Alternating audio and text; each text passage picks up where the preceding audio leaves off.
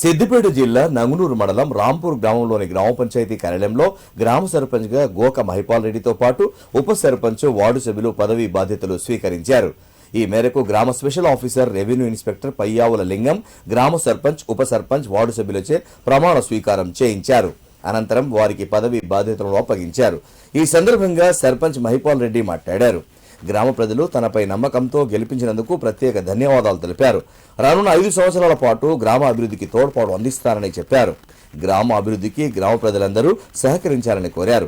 ఈ సందర్భంగా సర్పంచ్ ఉప సర్పంచ్ వార్డు సభ్యులను గ్రామ నాయకులు, పెద్దలు, యువకులు, మహిళలు వారిని శాలువాలతో ఘనంగా సత్కరించి శుభాకాంక్షలు తెలిపారు. ఈరోజు నన్ను ప్రమాణ స్వీకారం చేయడం జరిగింది. నేను మరియు గ్రామ ప్రజలు నన్ను ఎన్నుకున్నాడు.